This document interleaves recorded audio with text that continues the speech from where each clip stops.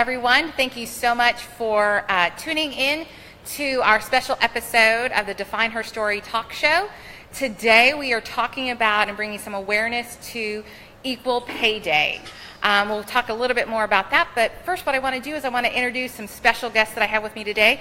I have Elizabeth Cambre. She is with the AdvanceHER Program. Do you want to tell them just a little bit about that? Yeah, absolutely. So the AdvanceHER Program is something that I launched this past January, and the whole goal is to identify and bring tools and programs to help females advance or be more strategic in advancing in their career. And so the first program that I actually have developed under the AdvanceHER Program is a negotiation strategies for women that is offered in association with the Negotiation Lab out of the UK. Awesome. And you guys might notice too, by the way, that unlike the other talk show episodes when I have a full panel of people sitting next to me, I actually have a TV screen where I'm bringing in two special guests who are here tuning in with us via Zoom from the UK. I have Susanna Deverell and Samuel Passow. Oh, I just murdered your last name, Samuel. I'm sorry. Would you guys be willing to tell us a little bit about what the Negotiations Lab is? Yeah, sure. The Negotiation Lab started 10 years ago at the University of Kent, and the idea was to bring the Harvard method of principled negotiation to British universities, because in the UK there was no university that taught negotiation skills. And over the years, we've then branched out and we've advised governments around the world in trade negotiations, and we work with corporations in training their senior executives around the world. And we do this primarily through an online platform, which was developed at Harvard and MIT, which allows us to see both negotiators, and they can see ourselves as the observer on the screen. And that way we can observe a real-time negotiation and then give them a debrief. And all the negotiations are Harvard simulations written for Harvard Law School, which they use to train their lawyers. And the purpose of the simulation is that you role-play a situation that mirrors the situations you have at work, but is not an exact replica, so you don't feel like you're giving away company secrets. And through that role play, we're able to see whether you have learned some key points of negotiation skills. And that, again, comes through the advanced reading we give you and the debriefing afterwards. Awesome. And the purpose of the AdvanceHER Program is to empower women to engage in the difficult conversations they have with their companies in order to get a promotion or a pay rise, or to deal with a case of discrimination or sexual harassment. Awesome. By practicing your negotiation techniques, you will feel more confident in your ability to actually have these conversations. Awesome. So I really wanted to bring in our audience and let them know about the reason why I am having these guests today and talking a little bit about Equal Pay Day. So for those of you who aren't really sure, like you've heard about Equal Pay Day, but don't really know how it came about, that kind of thing, it's the date that symbolizes how far into the year women have to work in order to earn what men earned the previous year. So women have to work to about this date in 2018 to earn the equivalent to what a man here in the U.S. earned the entire year of 2017. And just to be clear, this date is the date for, to be honest, white women. African American women and Native American women and Latinas have to work longer into the year because the pay difference, the discrepancy with that becomes much larger for women of color.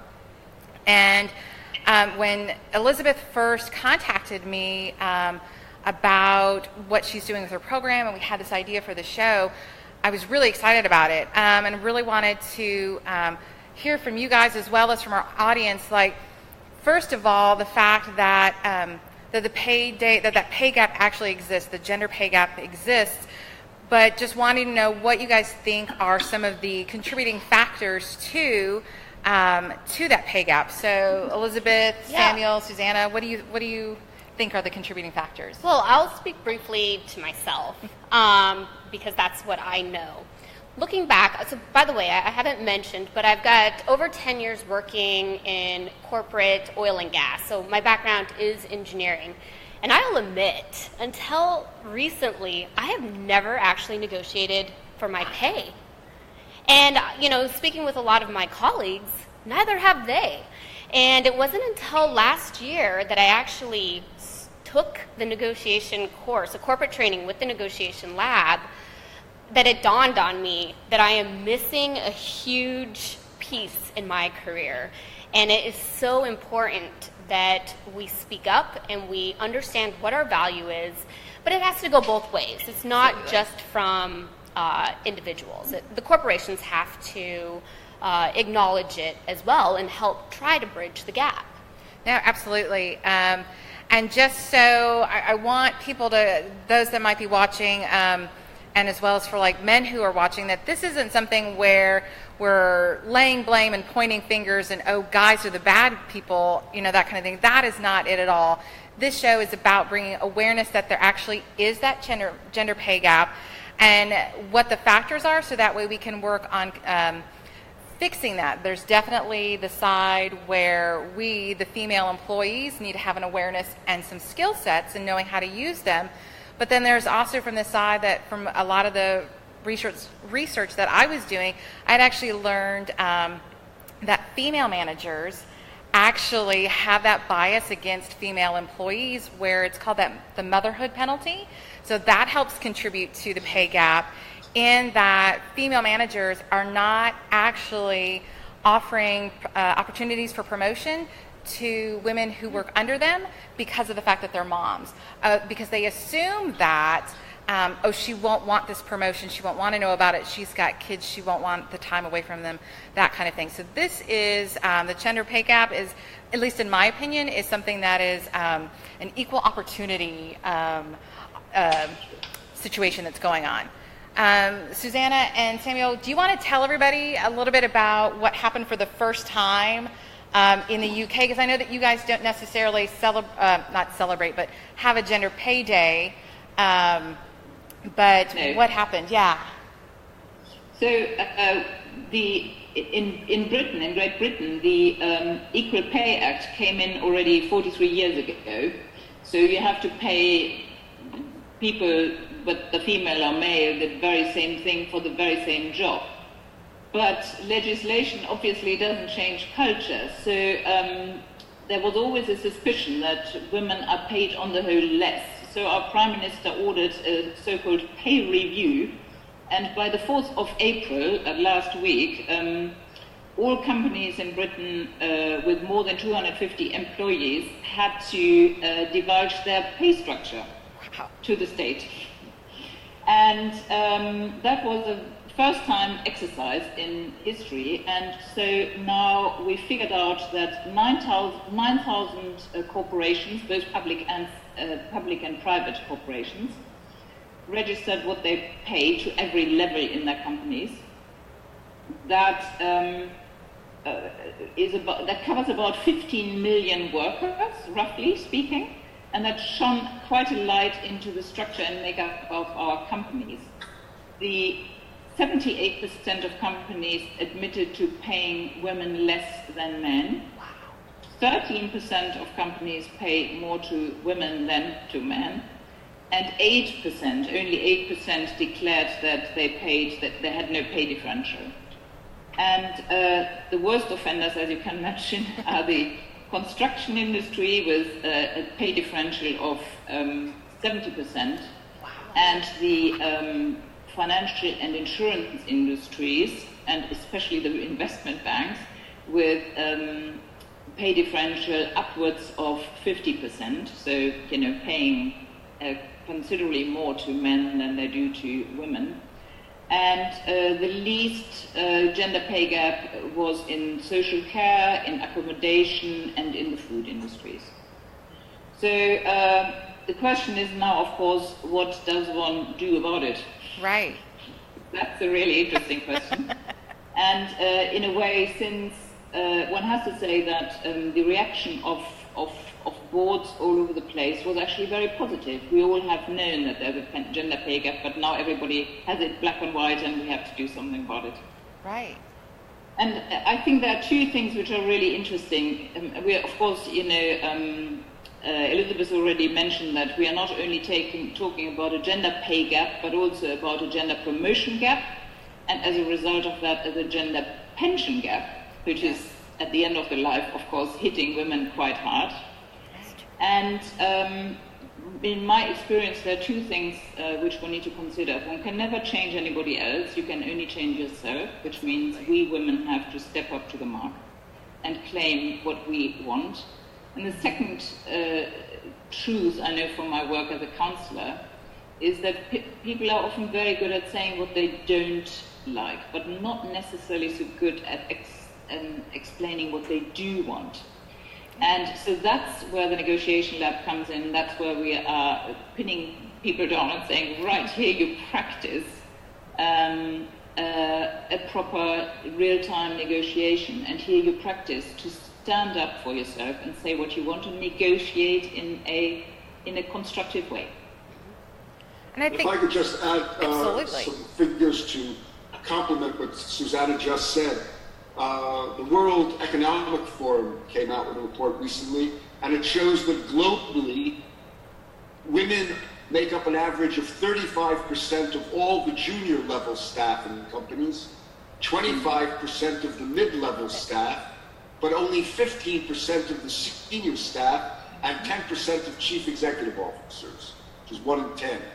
So, again, what we're trying to empower women to do with the simulations that they engage in is to really be able to explain to their employers what they perceive as their true value in the company and why they should be considered to move up the corporate ladder. Again, as I think both Susanna and Elizabeth pointed out, it's not so much a gap about pay. This is a gap about opportunity. yes. And because if more women rise up to this, to the mid-level and senior levels of management, they will automatically get more. Absolutely. And that in itself will bring the actual pay gap down. Okay? Which is beneficial to companies. Absolutely. Yes. Yeah, there's actually research that shows that those boards of directors, companies that have boards of directors that have at least three women on the board, actually outperform financially those companies that only have one woman or no women on the board. So yeah, absolutely, Yes. It's much better for the companies. Yeah. Let me give you an example of something that women can negotiate. All the statistics show that when women come back from maternity leave, they're usually shunned into part-time jobs, even though they're very well qualified for their education before they got pregnant, especially in cases like lawyers, engineers, doctors. And when they come back, either when they're with the company, they can negotiate for an enhanced maternity pay, because many companies automatically pay men bonuses each time they have a child. It's called the fatherhood bonus. Yeah, the door. And Didn't it's know very that. common, something that I went through myself. Wow. I remember when I had my child, that I went up to my employer and said, listen, I'm now going to need a larger apartment. I'm going to need, to be able to afford school fees. We were living in New York City. And, life was going to cost more. And they thought nothing of increasing the salary because they wanted to keep me on, and they knew that if they didn't increase the salary, that I would go somewhere else. Well, women need to be able to negotiate that too by learning how to explain the value they bring to them. Another key thing is, again, about women coming back to the marketplace, is this notion of flexible working arrangements. I know with the companies that we work with now around the world, many of them are switching to more off-site offices with their people, or hot desking with their people, so that they have more flexible working hours, but for the companies, it cuts down on overheads. Sure, and with modern absolutely. technology and communications, with the internet and smartphones and laptops, just like we're doing now, we're connecting 2 countries here in 2 different time zones. And more and more business is being done this way. So there shouldn't be a penalty for women who may have to stay at home to take care of an elderly parent or even of a child, and being able to do work the same way she'd be able to do it at the office. And that change is only going to come about when women are empowered and learn the skills to be able to express that to their superiors. I think that's like hugely important. That, and I think too, the recognition of the skill set that we have, and in being out and being a mother, I personally do not know how working moms do it, because there's so much of a schedule to have. I mean, moms who are also in the workforce actually have that ability to really be productive and plan out a day very well and see where things can be streamlined, that kind of thing. And so women acknowledging that and saying, look, this is actually a skill that I've gained because I'm a mom, and this is how it's going to benefit your company. I mean, really, that's what this is about. I agree. Yeah. Another thing, I actually, in the last 3 weeks when I've been researching this pretty intensively, the most interesting data I found was a poll conducted by the Fawcett Equal Opportunity NGO here in the UK. And its poll showed that nearly 9 in 10 men wanted women in their lives to have equality of opportunity with men.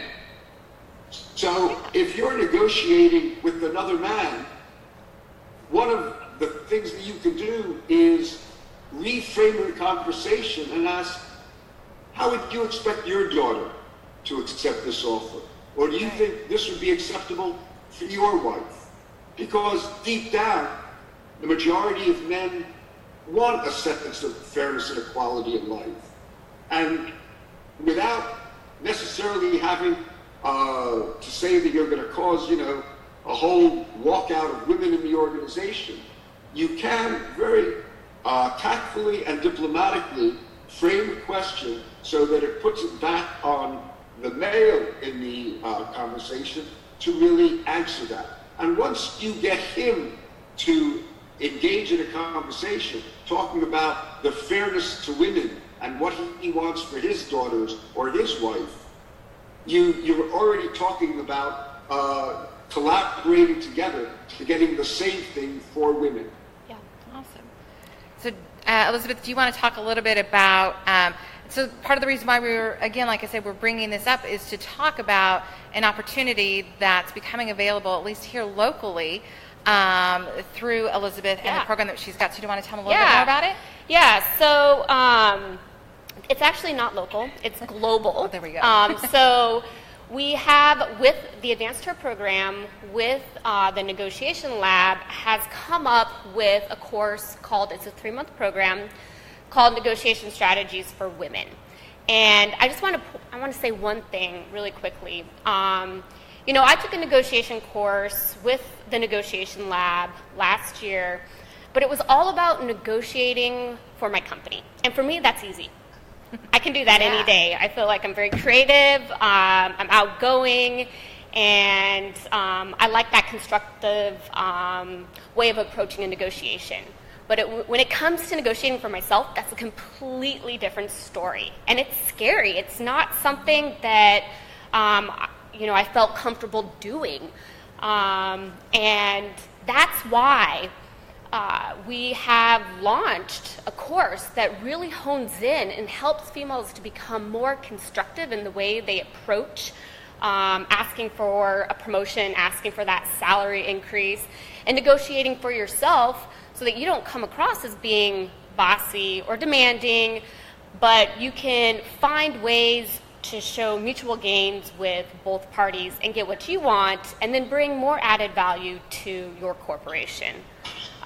So that's why we have developed a program. It is on the Negotiation Lab's online platform, like Samuel said. And one of the coolest things about that is you actually can negotiate with people around the world. So I actually did get to do that. I negotiated very recently with somebody in Italy. And, there's definitely that culture thing that you have to think about too. Right. And that for me was a very powerful experience to be able to do that. And so the 3 different webinars, we do webinars or in-class training that focuses on different learning points, but there is one where you can practice negotiating for a salary. There's another one where you can practice negotiating on behalf of somebody else, because that changes the table a little bit. And then there's a third webinar simulation that we do that is even a little bit more sensitive, and it's actually negotiating through a sexual harassment issue where you have to confront a coworker for a sexual harassment case. And that's something that I can't even say I could do without have practiced something like that. So. No, absolutely. And I think, a couple of points about what you talked about is that, one, it is women, we are used to being in that role of the advocate for somebody else, be it our company that we're working for, be it our kids, be it our parents, be it our friends. We are always the first ones to stand up and fight for them. But when it comes to ourselves, and I think it's a lot of different things that have influenced our thing of not really standing up for ourselves. But we need to, and being able to, one, practice that, because that is a skill to practice that in that safe environment. So that way, when you are having that negotiation, when you are having that conversation, it doesn't, because I know for me, having to do that, it feels like it's confrontational, when it really isn't. It really doesn't have to be, and it's not about confrontation. It's really about just setting out, this is what I have that's a value, and this is how I will help the company. I know that I had a conversation too with a woman who was talking about just being able to realize that when you're having that conversation, knowing what it is, knowing where the company's going and that kind of thing, and so having those mindsets and what to think about and how you're going to contribute to it is just huge. And the practice part, I think, is really nice. Right. And, I've seen a lot of my past coworkers just get frustrated because the workload increases, especially with the downturn in the oil industry, where companies had to reduce the workforce, and so everybody's workload increased greatly, but not the salary. And all of a sudden you look and you say, it's as though I'm doing the position of my manager's manager, but I'm still being paid what I previously was being paid 2 years ago. And then you get frustrated, and instead of, there's better things to do with that frustration. If you can just learn the skills to be constructive so that you can get what you want, and then at the same time, your corporation is going to retain you, because that's the last thing that your corporation wants to happen, is to see you leave because you're frustrated. Exactly. Well, and I think two groups of women that we haven't really hit on very much, but I think would hugely benefit. One we had talked about, you and I had talked about, were college girls. College girls who are getting ready to enter the workforce. One statistic that I saw was that you've got a woman and a man who graduate from college at the exact same time. They are actually having the exact same job. Within that first year, she's earning 8% less than her male counterpart already. And a lot of that has to do with the negotiation. And then also business owners, female business owners, there's a lot of stuff that we are negotiating that isn't necessarily thinking about getting that that pay raise or that promotion. It's us having to negotiate. If you've got a brick and mortar, negotiating with the commercial lease company, negotiating with the client who wants to maybe do that. Especially, I know that happened to me where I'm doing a video bid, and it's against, I'm talking to a male prospect, and so he's expecting this whole negotiation thing, and I had no idea what I was doing. And so there's a lot of different groups who could really benefit from something of just learning this basic negotiation skills. Absolutely.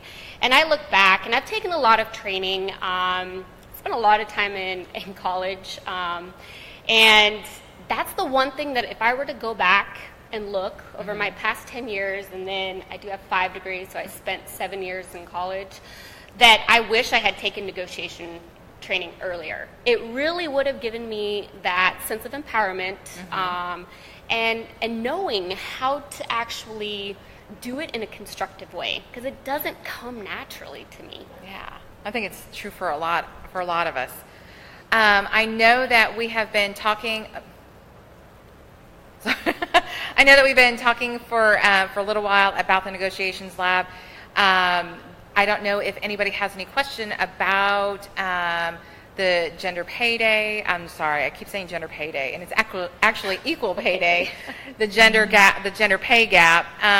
If you are catching this on the replay, please feel free to put questions in there. I'll make sure that Elizabeth is tagged in the post, so that way if there are questions directed to her, you can absolutely get those answered by her. And is it okay to say that maybe they should be looking for something, like a collaboration of any kind? I mean, we're just starting. Yeah. Just a little bit, just be on the lookout for some little things. We'll be sharing some things out there. Absolutely. All right. So thank you so much. I hope you guys have a great day. Thank you, Susanna and Samuel, for joining us. We really appreciate it. Thank you for having us. Thank you. Thank you, guys. Thanks. Bye-bye. Bye. Bye. Bye-bye.